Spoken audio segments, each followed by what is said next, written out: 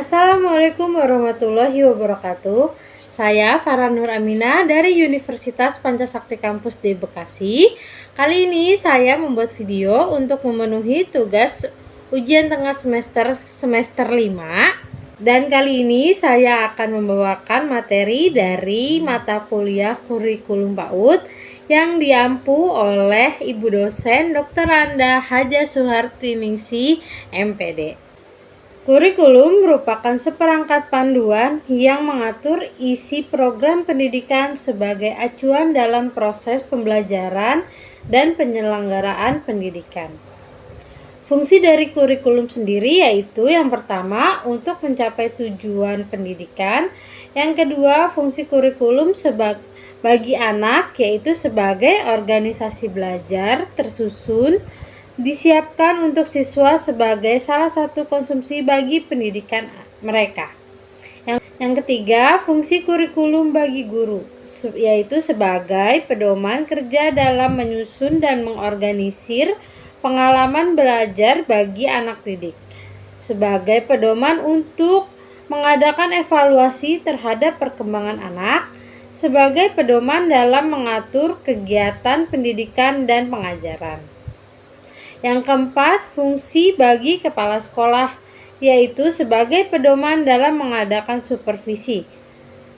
Selanjutnya, fungsi bagi orang tua yaitu agar orang tua dapat turut serta dalam memajukan putra-putrinya dalam pendidikan.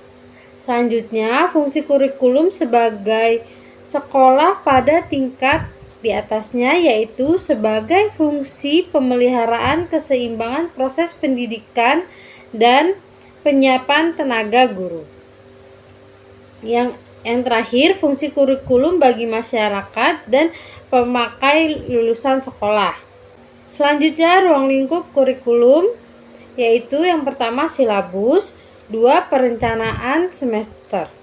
Aspek-aspek perkembangan anak usia dini. Perkembangan berkenaan dengan keseluruhan kepribadian anak, karena kepribadian membentuk suatu kesamaan yang terintegrasi. Secara umum dapat dibedakan beberapa aspek utama kepribadian anak, yaitu aspek intelektual atau kecerdasan atau kognitif, sosial, emosional, bahasa, dan keagamaan. Lanjut ke kurikulum TPA atau tempat penitipan anak.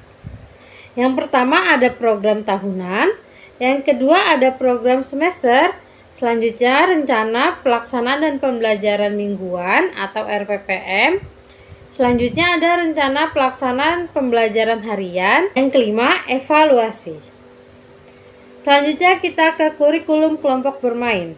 Kelompok bermain atau playgroup adalah bentuk PAUD non-formal yang terdiri dari anak usia 2-4 tahun. Prinsip-prinsip pengembangan kurikulum terdapat beberapa prinsip untuk dapat mengembangkan kurikulum PAUD, yaitu kurikulum harus bersifat luas, kurikulum dikembangkan atas dasar perkembangan secara bertahap, melibatkan anak didik, orang tua, dan masyarakat. Kurikulum mampu melayani kebutuhan individu anak. Selanjutnya kita ke kurikulum taman kanak-kanak. Sebagaimana tercantum dalam Undang-Undang Nomor 20 Tahun 2003 tentang Sisdiknas, pendidikan anak usia dini adalah suatu upaya pembinaan yang ditujukan kepada anak sejak lahir sampai dengan usia 6 tahun. Kurikulum anak usia dini meliputi standar kompetensi anak usia dini, pengembangan kurikulum, dan penilaian. Lanjut ke observasi kurikulum PAUD. Observasi pada PAUD merupakan kegiatan yang dilakukan guru dalam mengamati anak didik guna memperoleh informasi mengenai berbagai aspek perkembangannya dan kemajuan dari perkembangan yang telah dilakukan dengan tujuan untuk mengambil keputusan. Model pembelajaran adalah suatu rencana atau pola yang dapat digunakan untuk membentuk kurikulum. Model ini bisa disebut dengan model kreatif kurikulum atau BCCT. Selanjutnya, prinsip kurikulum PAUD. Prinsip kurikulum diartikan sebagai aturan yang menjiwai perkembangan kurikulum. Sumber prinsip pengembangan kurikulum yang pertama ada data empiris atau empirical data, data eksperimen, cerita atau legenda yang hidup di masyarakat, dan akal sehat. Prinsip-prinsip pengembangan kurikulum yaitu ada dua. Yang pertama ada prinsip umum, yang kedua ada prinsip khusus. Nah, prinsip umum itu terdiri dari prinsip relevansi, prinsip fleksibilitas, prinsip kontinuitas, prinsip praktis, prinsip efektif.